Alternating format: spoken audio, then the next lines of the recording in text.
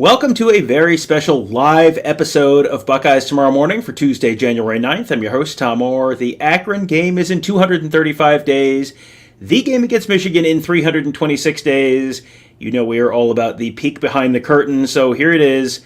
We already did the show. Tony Gerderman and I recorded a whole show about the upcoming Ohio State coaching changes that we expected, what might be happening, when it might be happening, what's the reason for the delay. It's all recorded, it's all ready to go, and then, ta-da, Monday afternoon, Ohio State announces that Perry Eliano, safeties coach, is officially out. So the earlier show, well, you're never going to get to see it, but that's okay, we're doing it live. Joined by Kevin Noon of BuckeyeHuddle.com. Kevin, I guess this is not a total surprise that Perry Eliano is out. It's maybe a little surprising that he's the first name that you're hearing that's out, but when you look at, I asked Ryan Day on, early signing day during the press conference, what kind of criteria are you using to evaluate coaches moving forward and determining if changes need to be made? The first thing he said, the first thing out of his mouth was recruiting, and safety has been a spot where Ohio State has had a lot of misses recently. You got to figure that probably at least plays a factor in why Perry Eliano will not be back for the 2024 season. Yeah, I think that there are a lot of things in play here. I think that having two coaches in the secondary also can be a challenge because it's not necessarily a case of there's the right way and there's the wrong way, but, I may like to do things this way and you might like to do things that way, and they're both right, but, you just don't know. So, and I think that there's a part of it, too, is Ohio State's coaching numbers are a little out of whack, in my opinion, in terms of offense and defense. And everybody's going to say, well, Kevin, this is a defensive guy, so you're going to replace him with a defensive guy. Yes, you are. But I think this is probably a first domino. And we'll get to Dex's comment here in a second. You had some guys that were on expiring contracts, and it's just a little bit easier at that point to say, okay, we're going to go in a different direction versus somebody who may have a year left on their deal or whatever. And, somebody has to be first. And I know that people are have a hit list of coaches that they would like to see go. And even if your favorite one that you want to see go is the first one on the list, it might not be somebody else's. So, I don't look too much into the timing of who the first name is, but when this name started being talked about a little bit in the back channels, I was like, really why and then you kind of thought it through and it's like, well, I can understand it, especially when you need to find a way to answer a couple of big questions of what the future of your linebacker position is going to be and what the future of your defensive line is going to be, and I think we can get into all of that here in a little bit too. Yeah, and there are certainly names out there. I see people in the chat already talking about Matt Guerrieri, who worked with Jim Knowles at a previous stop. I believe he was with him at Duke, and then was at Ohio State. Earlier in his tenure, he served as the defensive coordinator or co-coordinator for Indiana last year, has been let go. So he is certainly a name that I think there is a lot of smoke around right now. But before we get into all that, let's touch on just some broader stuff before we get into the nitty-gritty about the other stuff that could be coming, maybe coming, other names, all that kind of stuff. Just more broadly, let's start last Friday. Let's back it up a little bit. That was when Football Scoop dropped a report Friday night.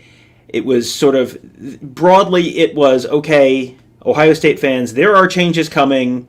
Nothing has been announced yet, but it felt to me, Kevin, like, okay, it's a little bit of a Friday news dump, but also there were a few specifics in there about what was going to happen, and there are going to be some changes and some significant changes on the way. That to me felt like okay, listen, the AFCA convention, American Football Coaches Association convention, it's happening right now. It started last night, it started on Sunday night, it goes through the 10th. That's when a lot of these position changes sort of happen, and some of the communications and conversations around those changes happen. A lot of times, coaches will wait until that convention is going on or that convention is over to announce this. So you sort of give people a little bit of a fig leaf that, oh, hey, I didn't get fired. I just left and I took another job. I think that article on Friday, that news dump on Friday, felt a lot like, hey, everybody relax. Don't worry. I know everyone wants changes. Changes are coming. they're just not ready to talk about them just yet. Right. And even on the huddle board over at BuckeyeHuddle.com, the best website in the entire nation, in my opinion, and maybe even the world. I don't know. I've not traveled the world much. I am a worldly guy. And there were people being a little concerned that, well, I guess changes aren't coming. And I felt that the story from Football Scoop was kind of timely at that point. It kept the story moving forward, which it needed to. There needs to be changes. The changes are coming. These aren't things that necessarily, nobody's getting tarmacked. Nobody's getting fired on the tarmac. That's not going to happen.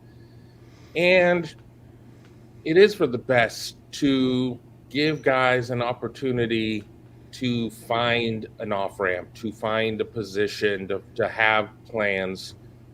I mean, we do forget so often that, this is a business, but we are talking about human beings. We are talking about families. We're talking about children, whether or not they're adult children or young children or whatever. And you don't want to sit there and just boot somebody into outer space and say, well, tough luck, buddy, and go from there. So, I mean, there has to be a level of decency, and people will be like, wow, we're missing recruits or losing games or whatever the answer may be because of them. But if you're some sort of royal hard ass or whatever, just go and try and hire somebody when that's your rep. I mean, everybody can sit there and say that Nick Saban is this and Nick Saban is that, and the first answer there is Nick Saban's a winner. But beyond that, I mean, yeah, he's certainly had his moments where he's yelled at the Lane Kiffins of the world, but he, with his revolving door, he hasn't necessarily done it the wrong way that often. So I think all of that's very important. Yeah, head coaches do try to keep a reputation where you're not, old school George Steinbrenner who's going to fire your manager 3 times a season, because eventually people stop wanting to work for that person. And if you're a head coach, you want to have the reputation of a coach who sort of takes care of his people, who is not a total slave driver to work for, who is not going to throw his assistants under the bus. And this is kind of a part of that process. So while I know the Ohio State fan base has a little bit of a taste for blood right now with some of the assistant coaches that we're going to be talking about, there is a reason for some of the delays, or some of the perceived delays, or some of the reasons that the process is playing out in the way that it is. So let's talk about some of the other stuff in that Football Scoop report, because I think we have seen the first of those dominoes to fall. I'm just going to quote here, one paragraph here. It is expected that Buckeye special teams will have new leadership next season. And Ryan Day is also expected to make a change on the defensive staff as well. We just saw a change. It feels like that might be the change on the defensive staff. We'll see.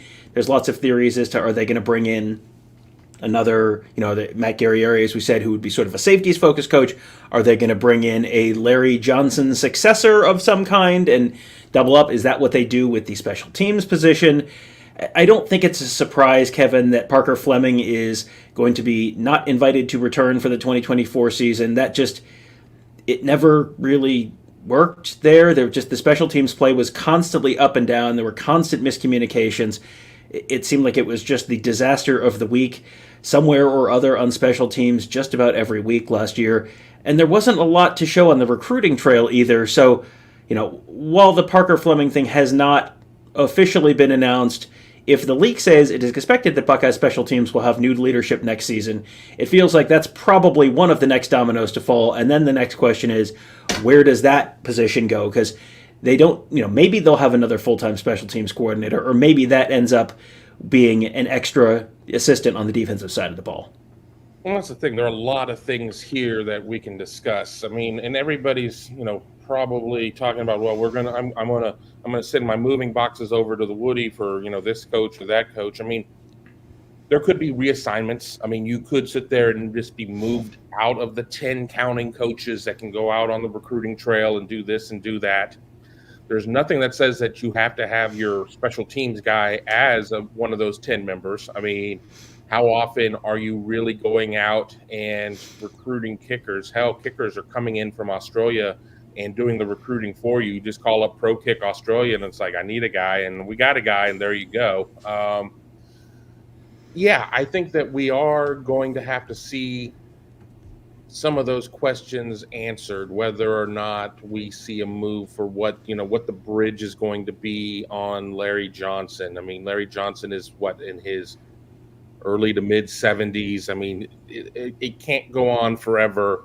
The best way to do this is to have some sort of bridge, whether or not that guy who's the bridge comes in year one as a counter in the 10 or as an analyst. And, we all look at like GA as a grad assistant, but there are also analyst roles. I mean, Joe Philbin isn't taking courses at Ohio State. He is an analyst. Joe Philbin, a little old right now to be in there and walking around to Independence Hall or anything like that to take courses. What do you do in order of trying to get James Laurinaitis into the 10? Do we see another year? He's got another year in terms of what GA abilities are. You could go 2 years as a GA, so he's got a second year. I mean, I fully believe there was a plan in place upon bringing him over from Notre Dame, a path to one of the positions. But in order to make everything work, I mean, do you go another year there? Do you sit there and do you roll?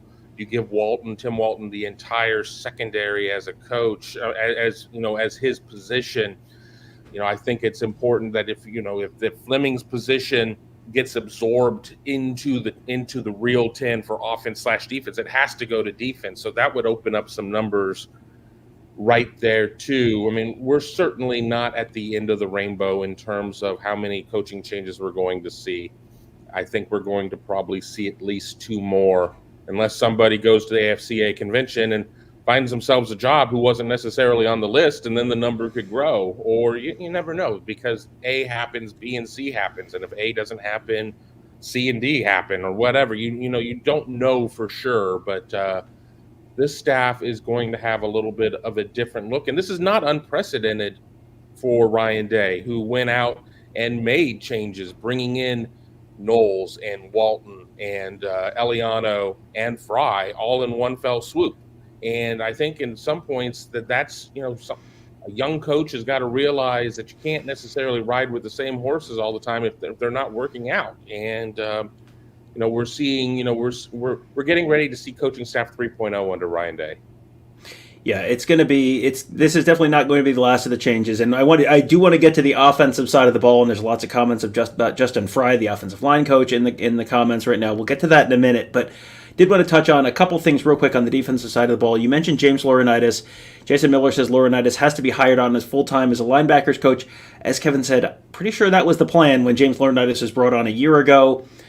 This may be a plans change thing. It's still a little bit up in the air, but there's been a lot of smoke around the fact that he may stay as a GA for another year, maybe get another bump. Pay-wise, he had a nice long NFL career, so an extra $100,000 or $200,000 or $500,000 might not be quite the difference maker that it might be for other folks who are coming up through the GA ranks from a more traditional, long-time NFL player background. So we'll keep an eye on Laurinaitis.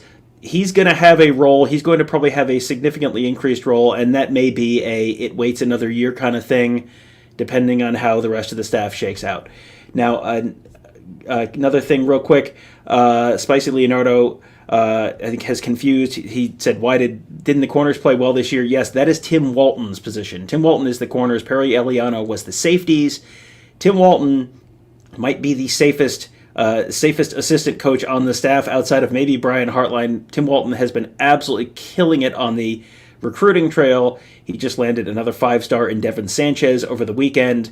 Tim Walton and his position group played great over the year. I think Tim Walton is probably one of the people who has no concerns whatsoever about his job security. So, all right, so that covers at least sort of broadly the defensive side of the ball.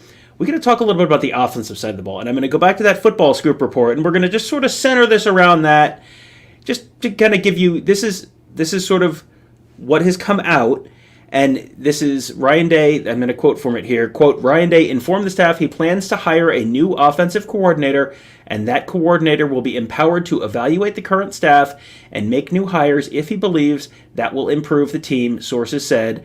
Brian Hartline, a Buckeye alum who has recruited and developed multiple first-round picks, including reigning Biletnikoff Award winner Marvin Harrison Jr., is considered to be safe, though. Quarterbacks coach Corey Dennis is on an expiring contract. So there's a couple pieces in there. Number one, when you get singled out as the guy who's on an expiring contract, that's probably not great if you're the guy who's in that story. So if I was going to say, hey, here's someone else you might keep an eye on in terms of a possible future move, Corey Dennis, the quarterbacks coach, is certainly, there's a reason his name was in that story, and I don't want to spoil the surprise, but it feels like the tea leaves, if you want to read the tea leaves, are all sort of pointing in one direction. As for the rest of the offensive staff, Hartline safe. If you have Corey Dennis in sort of that one camp that he was sort of singled out in the article, okay, that's maybe a change that's already sort of being penciled in. Brian Hartline safe. That means Justin Fry. That means Keenan Bailey, the tight ends coach. That means Tony Alford, the running back coach. Those would be the other three people there. We'll see how that all shakes out in the coming days. But if that is, if that person, the new offensive coordinator, is being given that leeway, Kevin, I think I would expect that leeway will be used in some form, just because if you're the new guy coming in, generally you're going to want to have some of your own people in there. So, other than Corey Dennis, who, once again, if you're singled out in that article, that sort of tells me which way the wind's blowing. The other three guys, I think I'm going to say at least one of them may be in line for a change as well.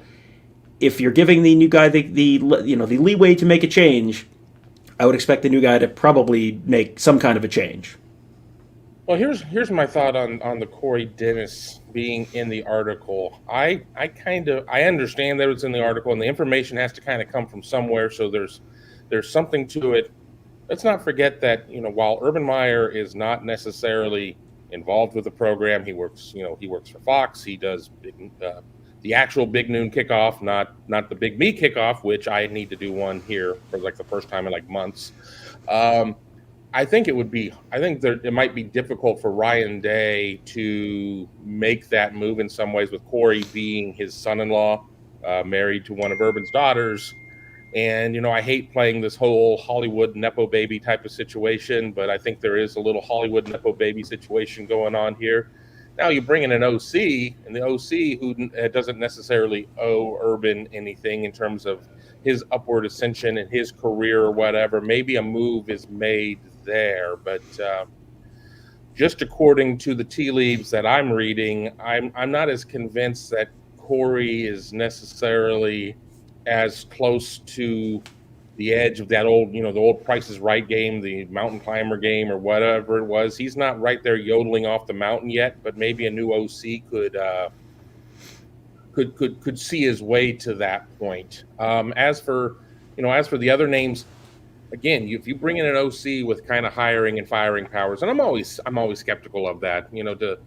To El Suzabo bringing up Brian Hartline. Brian Hartline was supposed to be the new play calling OC, and there's a lot of debate whether or not he really was a play calling guy. And you can sit there and say, I'm going to bring in a lieutenant who's going to have a lot of hiring, firing powers, but that doesn't necessarily always end up being the case. But I don't know. I think that some guys still have a little bit of rope left, but I'm still sticking with my number of 3, with one already being in the pocket with Eliano. But if Day goes out and gets like a huge name OC, and I'm not talking like a huge name necessarily of what like Lincoln Riley was in the hot minute that he was an OC, but he goes to the NFL ranks and gets somebody. I've certainly had some names thrown at me by fans and friends and everything else, and who could be the guy? But if he goes to the NFL ranks and brings in somebody who doesn't know these guys from Adam, we could see huge changes on that side of the ball. So you just don't know. And when it comes to who that name is going to be, there have been a million names thrown out. I saw someone throwing out Lincoln Riley in this chat. I'm guessing Lincoln Riley is probably going to stick around at USC for a little while. But I think it feels like when you go back and look at this year, I think Ryan Day really grew to appreciate even more what Kevin Wilson brought to the offense, because Kevin Wilson was sort of that veteran guy up in the booth, had been an offensive mind for a long time. Ryan Day, as a former quarterback, looks at an offense one way. Kevin Wilson, as a former offensive lineman, looks at an offense a little bit of a different way. Had a part of lots of very, very effective spread run teams, whether it's the early 2000s Northwestern teams, some of the early 2000s, and maybe even late 90s Oklahoma teams. I mean, he was a part of some very, very big and very explosive offenses that were very, very efficient and very good at what they did. I think losing Kevin Wilson, you maybe lost a little bit of, I don't know if it's like the angel on the devil on your shoulder, but, maybe the little bird on your shoulder who just kind of, has, hey, what if we did this? And has sort of seen it all and done it all. Kevin Wilson, of course, now the head coach of Tulsa. He had a sort of rough first year, but a really, really good recruiting class after his first full cycle at Tulsa. I think after listening to Ryan Day, after listening to Missouri coach Eli Drinkwitz talk about this right next to Ryan Day during one of the press conferences before the Cotton Bowl, Eli Drinkwitz talked on and on and on about how giving up play calling was the best thing he'd done. He did it a year ago. It had this just tons of positive implications for his program. And I'm sitting there watching Ryan Day, sitting 5 feet away from Eli Drinkwitz, listening to all of this stuff. Ryan Day a year ago was talking about, leaked Kirk Herbstreit that he was thinking about giving up play calling, and they brought in Brian Hartline as the offensive coordinator, and they never actually gave up play calling. Listening to Eli Drinkwitz talk about all that stuff with Ryan Day right next to him, it was like, I have a feeling we're going to see a new offensive play caller in Columbus next year. It feels like Ryan Day needs to find whoever the next version of Kevin Wilson is. You need to find somebody who, you don't want to bring in a guy who's like single wing or anything like that. You got to find somebody who is similar in offensive mindset, but maybe a little bit different to give you some flexibility. You need to have somebody who goes upstairs and can see the entire field and see everything.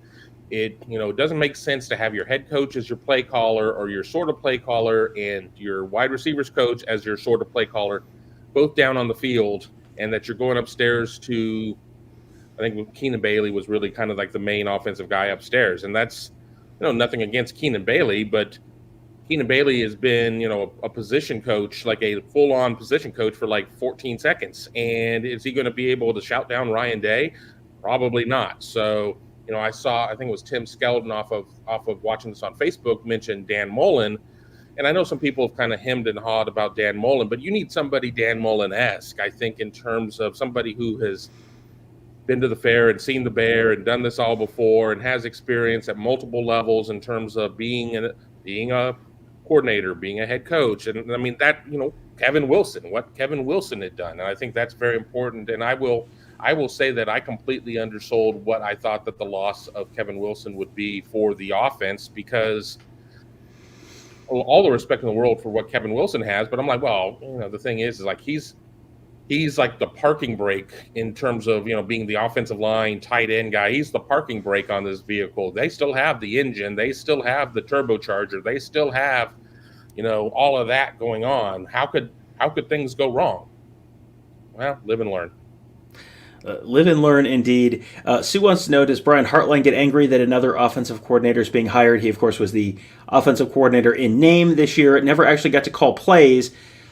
I don't know that Brian Hartline was going to live and die with calling plays. I think sometimes you get a title bump, and that allows you to get a bigger salary, and Brian Hartline is living a good life in Columbus right now and is in a very good spot and is very successful and is at his alma mater. I don't think you're doing this if this is going to definitely chase Brian Hartline out. I think, Brian Hartline had interviewed, he put his name in for the University of Cincinnati head coaching job. I believe he interviewed for that last year. Didn't get it. I don't know that this is something that's going to chase Brian Hartline out in, the next 3 weeks or anything. Does he ultimately want to be the offensive coordinator? Does he ultimately want to be the head coach somewhere? You ask him. We have directly asked him that in the past, and he kind of, I'm happy with the job I've got. Deep down in his heart, I don't know.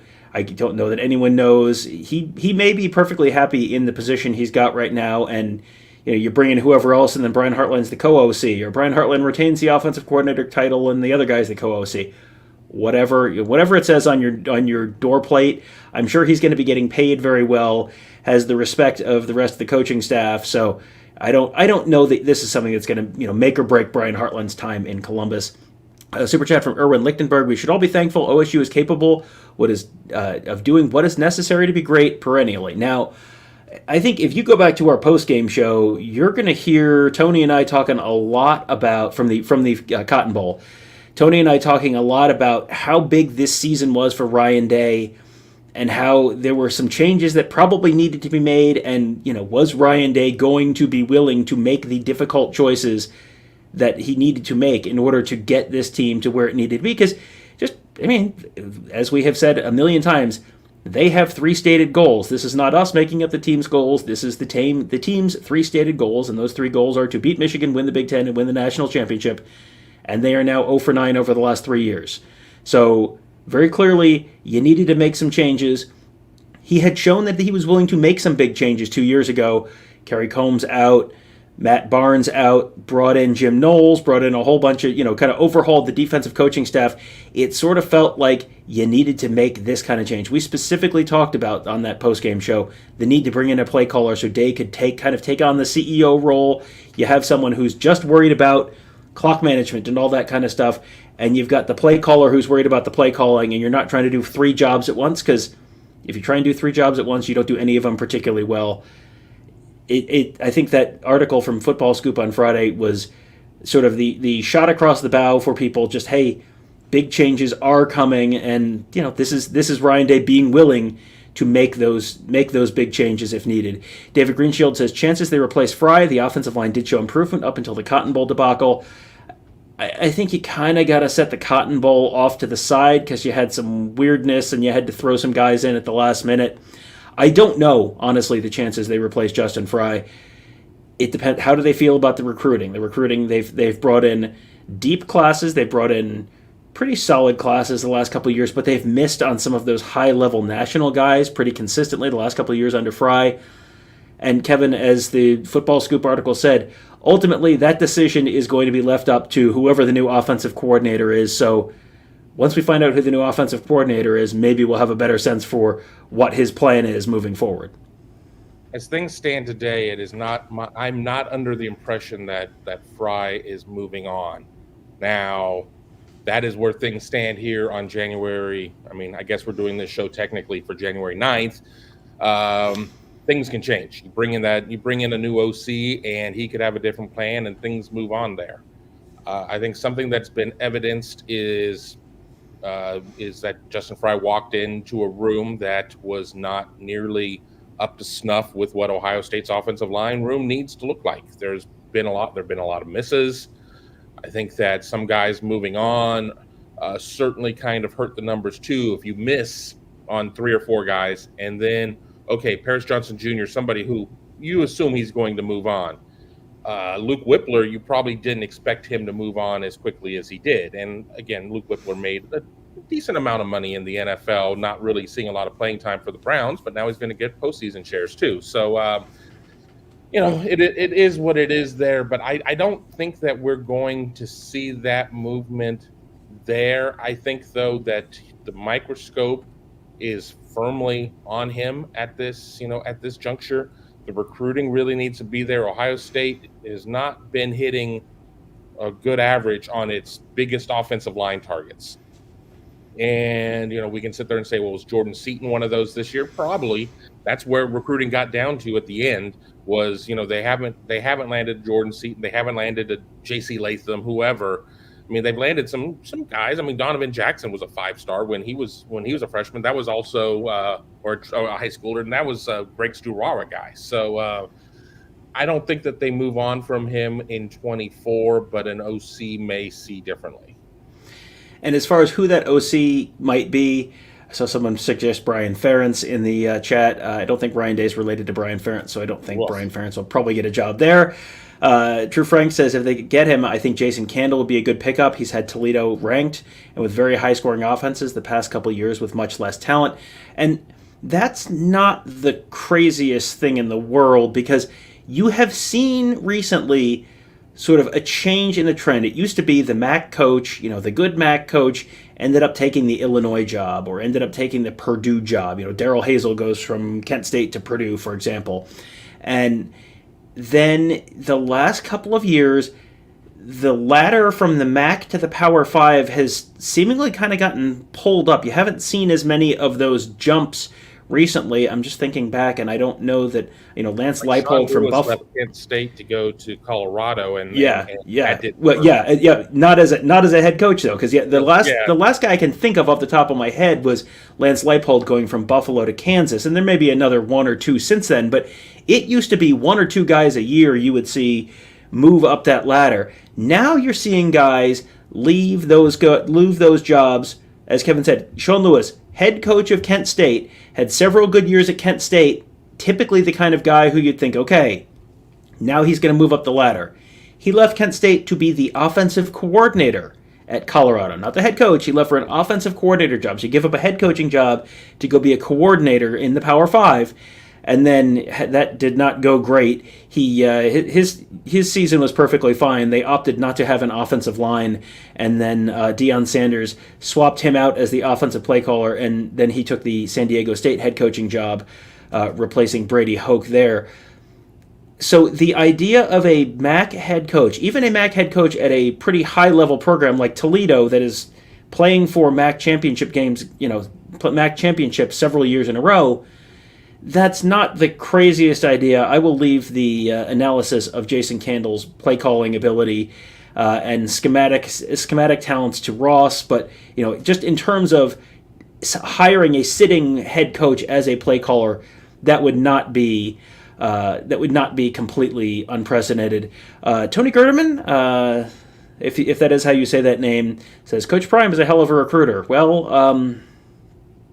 Sort of. Maybe they should bring in Coach Prime, and that dovetails back to what I wanted to say about Jason Candle. Is I don't know what Jason Candle's recruiting chops are. You already have a defensive coordinator in Jim Knowles who is not the most prolific recruiter, and I understand now we can sit there and it's like, well, on offense you got Brian Hartline who can recruit anybody, and on defense you've got Tim Walton who can recruit anybody.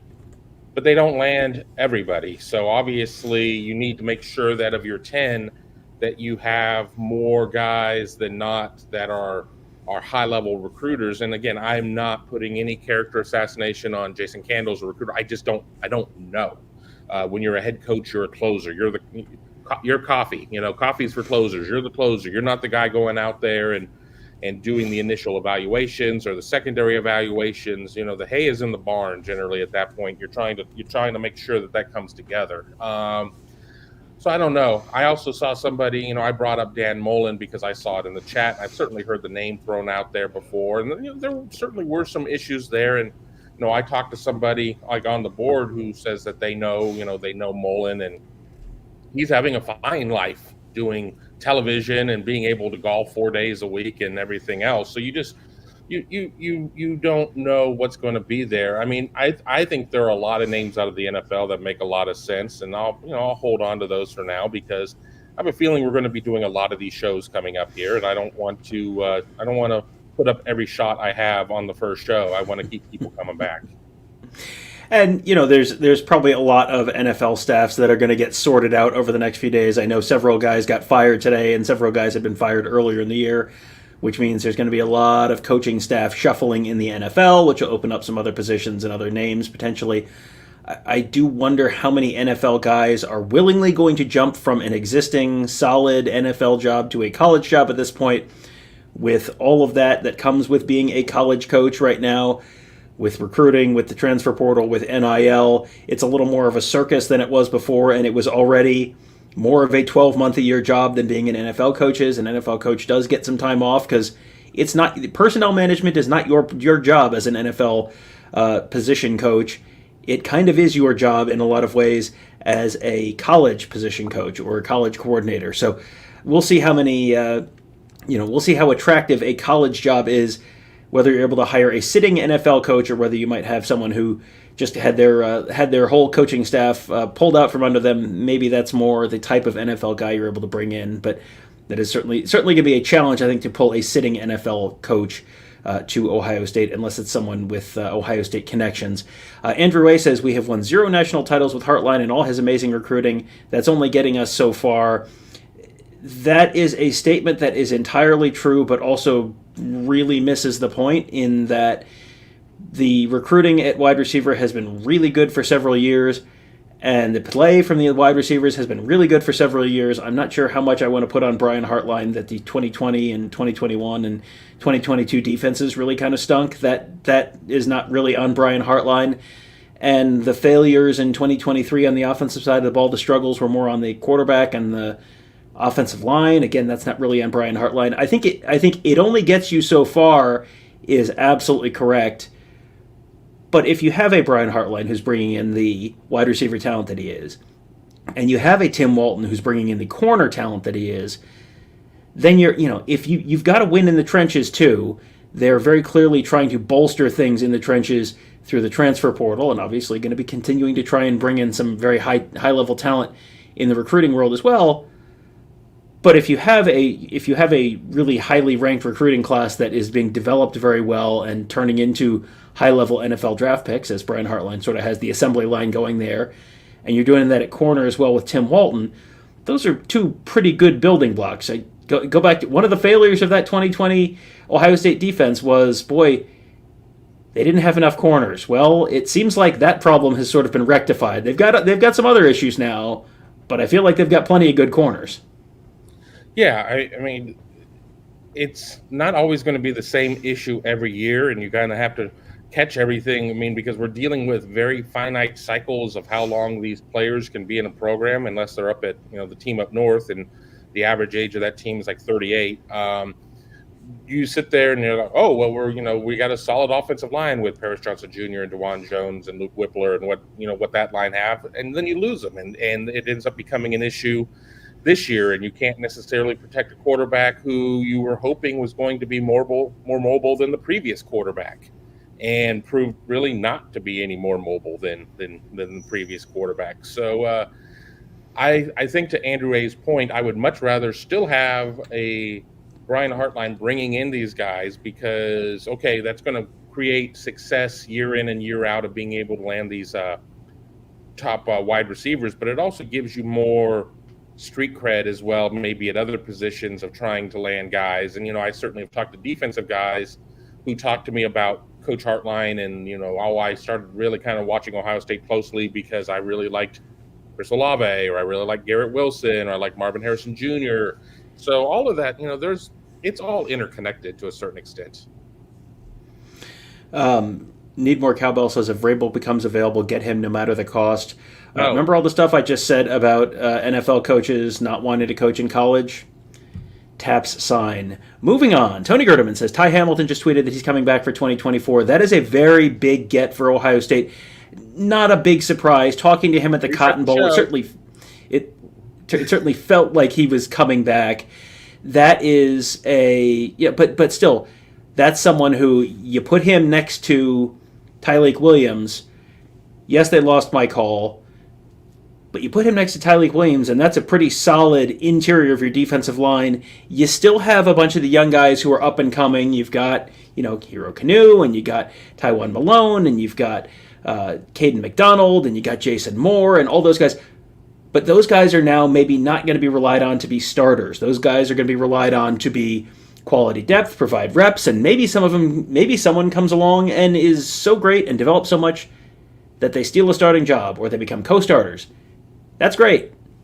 We've had this conversation a bunch of times with regard to Will Howard coming in as a quarterback, with regard to adding the center from Alabama. All of this is just raising the floor. This is raising the bottom, the worst case scenario for the 2024 Buckeyes, improving that, because the more quality defensive line guys you have, number one, the more depth you've got, the more you can lean on that depth. But number two, that what you're getting from Ty Hamilton. And Ty Hamilton is on the list of most underappreciated Ohio State football players, because he is not the big name guy on the interior of that defensive line or on the defensive line on the whole. But man, he has been a consistent performer for them for years. And I'm just thinking through now, Kevin, most underappreciated Ohio State players over the last couple of years, I think Ty Hamilton might be at the top of my list of anyone because this feels like a sneaky big return for the Buckeyes.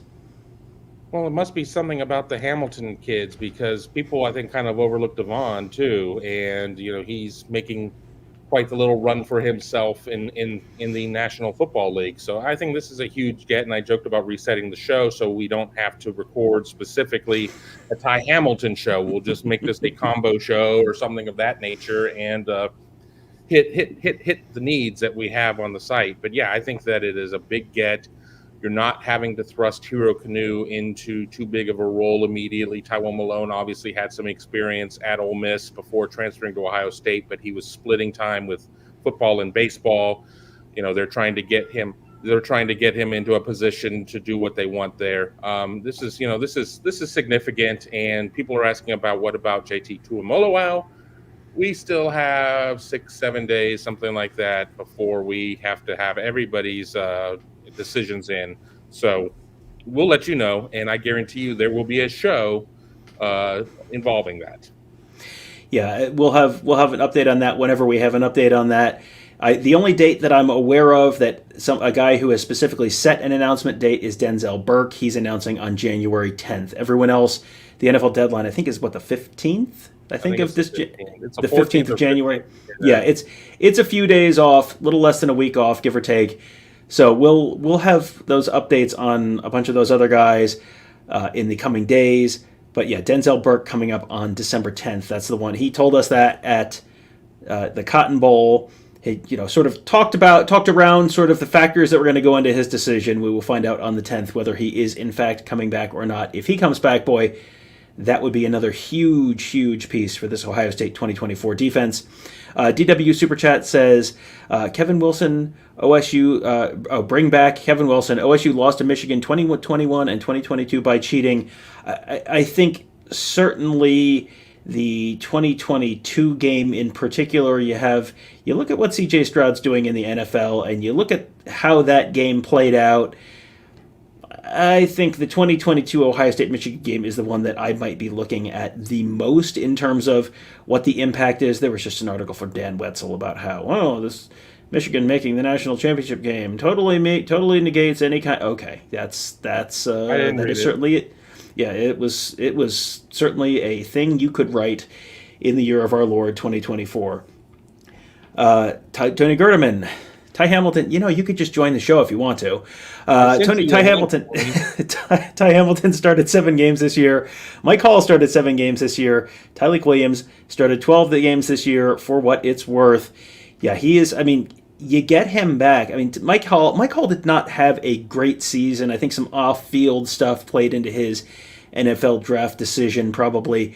But getting Ty Hamilton back, having Tyleik Williams back, those are huge. Those are huge benefits to this Ohio State defense because as I think Tony and I did a show earlier today about the Michigan-Washington game, as I think you're going to see, not having a great interior of your defensive line is going to be a problem if you are playing Michigan. That gives Ohio State a very solid interior of your defensive line. I think the Washington Huskies would probably love to borrow Ty Hamilton and Tyleik Williams this evening. I am not sure NCAA rules will allow it. Jordan Kapler says, petition to replace Tom with Tony. Tony has respectfully declined, so sorry, you are stuck with me. This just changed. DW says, Ty Hamilton was the run stopper. When Hall was in, they ran right at him. Hall was maybe more of the pass rusher. Ty Hamilton, you talked about Devon Hamilton earlier. He always sort of did the dirty work. He was like the Mike Rowe guy on the interior of the defensive line, where it was just like the dirty jobs. Not a lot of flash, not a big recruiting profile, but he just kind of kept making big plays and ended up in the NFL. And Ty Hamilton having a very similar career, where again, not a lot of flash, but just kind of doing the work and getting pretty good results. Yeah, exactly. As my phone is ringing, I was like, "Oh, is it a source?" No, just the wife. So I'm probably in trouble because I declined her call. But yeah, you need those guys. You need, whether or not you want to call them blue guys or whatever. Ty Hamilton would go out there and do the tough things that you needed, and everybody was so concerned in a lot of ways of, I need to see 91 and 51 out there. But when Ty Hamilton was out there in a lot of high leverage positions, and I think you need a plugger like that, especially as we see the conference change the way that it is doing business in terms of the 18-team conference, and you're not getting Rutgers and Maryland every year. I think you need to sit there and have those types of run stoppers there, as the Big Ten is still going to be a run league. Eddie Perry says Burke should be back. What about Travion Henderson? He's also waiting to announce. It has seemed like it was maybe more likely that he was going to return than not. That sort of seemed like, again, the way the wind is sort of blowing right now. The interesting factor there is the recruitment of Quinshon Judkins, the former Ole Miss running back, who is up in Columbus. He was up in Columbus last night, tweeted from Columbus, just tweeted the eyes emoji with the location Columbus, Ohio, which I know a picture's worth 1,000 words, Kevin. That felt like an emoji being worth at least 1,000 words. Yeah, absolutely. I don't even know what I was doing, and then I looked at my phone, and I just saw like the eyes thing, and I'm like, "Whoa, big deal!" And then somebody's like, "No, look at the location." I was like, "Oh, yeah, that's significant." And there'd been some rumors kind of floating around that he was somebody that Ohio State could be looking at, and it's an either or between he and Trey, and it really doesn't sound like it's an either or. Now, Trey has to kind of come to that decision, but it sounds like Quinshon doesn't really have an issue with it if he were to end up at Ohio State. And if you sit there and you look at the path that's going on right now, it was thought, okay, he's from Alabama. It's going to be hard to get him away from Alabama. Well, it doesn't seem like Alabama's going to go after him. Then it seemed like it was going to be Georgia, and Georgia's kind of focused on somebody else. So, it's going to be Ohio State and Florida State, and it really doesn't sound like Florida State's that far down the rabbit hole there either. So this really sounds like it could be Ohio State. I mean, this is significant for developments. And as I've said, and for those of you who watch all of our programming, my wife went to Ole Miss, so I've watched a lot of Ole Miss football through the years. Been married for almost 17 years. I've watched a lot of Ole Miss football. Quinshon Judkins is special. Travion Henderson's special too. This could be a very disgusting backfield. I mean, I know we're sitting here in January and everybody's like, freaking offseason. You have to watch Michigan. 2024 could be pretty damn exciting. It seems like they've taken, they've dropped the fuel tanks, and they're going weapons hot right now. It does feel like between the transfer portal additions and pursuits that the Ohio State has had, and the assistant coaching staff change so far, but changes to come, it does feel like Ryan Day knows that this is something of a put up or shut up year for him in 2024. I'm not saying he needs to win the national championship to be the coach at Ohio State in 2025. You do have a new athletic director coming in this year when Gene Smith retires. Sometimes the new guy likes to have his own guy in the big chair in the football office. So Ryan Day, I think, is sort of aware of that and interested in hitting some to all of his goals in 2024. It does feel like there are some of those changes that are coming that we're talking about on this show, and we're going to be talking about in coming shows, probably reflective of that. Steven says Judkins and Henderson would be a hell of a combo. They are, Tony Gerdeman and I did a commenter on this show. Tony Gerdeman and I did a Buckeye Weekly podcast episode earlier today talking a bunch about Judkins and Henderson together and the benefits of not having the one guy who has to carry the ball 30 times a game, because that's what Judkins was really asked to do at Ole Miss. And if you look at his game-by-game stats, he really does seem like he wore down quite a bit. His sophomore season stats were not what his freshman season stats were, but if you go game-by-game, towards the end of the year, as he's getting 27 and 33 carries a game, you kind of wore down, similar to how Blake Corum wore down in this season, but also in 2022 when he got hurt against Illinois late in the season. Running backs only have so much tread on the tires. That's a conversation we typically have in terms of college to NFL. Judkins, I believe, had the most carries in college football the last couple of years. So if he has to, if he splits carries with Travion Henderson and Travion Henderson doesn't have to carry the full load and Judkins doesn't have to carry the full load, maybe they're both a little fresher, they're both a little healthier, and you're getting more results and better results out of both of them. If Judkins has not officially committed to Ohio State, we're still just sort of in the speculation land here, but if that happens, that feels like that could be a really big addition for the Buckeyes on the ground. Well, let's not forget, too, with the 12-team playoff, you're saying that the top teams are going to be playing even more football. There are going to be more teams playing 14, 15 games. I mean, I'm not a math major. There's a lot of games if you go to the championship game. So you want to sit there and have a pair and a spare and everything else. You don't want to. I mean, you don't. If you're a 30 carry back and you've got to play 16 games. I mean, what 480 carries? I mean, we're talking about NFL wear and tear, and on somebody who's a couple years younger than a rookie back. That's just a lot. Just reading through some of these comments, lots of suggestions that Justin Fry might need to be replaced on the offensive line coaching position. Again, according to that Football Scoop report, when the new offensive coordinator comes in, that's going to be the person who sort of makes the decision, the thumbs up, thumbs down. Who was it? Who was the emperor in the old Roman movie Colosseum? He was Julius Caesar in the movie. Anyway, it doesn't matter. You know what I mean? Yeah, thumbs up, thumbs down. Yeah, it was what's his face? Phoenix. Yeah, Joaquin Phoenix. There we go. We got there. Yeah. What a show! What a show! We're gonna run through a couple of these. Okay, Gladiator is the movie. We have Tony saying Commodus and Sue saying Nero, so I'm going to say it's Nero, but we'll see. Well, Nero was the one who fiddled while Rome burned. Yes. Yes. All right, so just kind of run through a couple of these other questions, or a couple of these other comments. Jordan Kapler says, "I don't wish bad things upon good people." Perry Eliano, good person. Yeah, I don't think you'd find anyone who had a bad thing to say about Perry Eliano as a person in his time in Columbus. He came to Columbus. He was a cornerbacks coach at Cincinnati and then got sort of reshuffled into that safety room. He was Sauce Gardner's cornerbacks coach at Cincinnati. So, there is a little bit of a track record of trade. Sauce Gardner was like a low 3-star coming out of Detroit. I mean, he was not anyone that anyone of any big power program was pursuing, and then turned him into a first-round pick.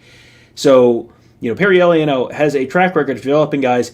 May have been a little bit miscast as the safeties guy at Ohio State. Not sure, but that is now not no longer the Ohio State safeties coach. Sue says she actually called this one. Thought the lack of getting KJ Bolden and others would ultimately get him. And again, I asked Ryan Day during the early signing day, what are the criteria that these guys are going to be judged on in terms of when you're looking at whether you're going to make a change or not. And he said, the standard is the standard, but one of the first things he talked about was recruiting. And are you getting it done on the recruiting trail? Are you recruiting at the level that you need to be recruiting at to get Ohio State to where they can hit their goals? And they have had some misses in that safety room, and they have lost a bunch of, a number of the guys who have been brought in over the last couple of years have all, a bunch of them have transferred out. You just had Kai Stokes transfer out this year. But they have had a lot of turnover in that safety room. They've had some hits. It seems like Malik Hartford is, probably a hit. Lathan Ransom was there before Perry Eliano, but he's been, he was very good. Josh Proctor was very good. The safety play was pretty good this year, but they've had some misses on on that safety front over the last couple of years. That probably a big factor in why Perry Eliano is out at Ohio State. Yeah, Steven says not getting your cousin has got to be a nail in the coffin. KJ Bolden is like a second cousin of Perry Eliano. This is not like someone who he raised as from birth or anything. I thought it was Caleb Downs was. Was it Caleb Downs? I thought it was KJ Bolden. Either one, yeah. No, I think Caleb Downs was a not a distant relation, but not like something like that, a cousin of some sort, second cousin.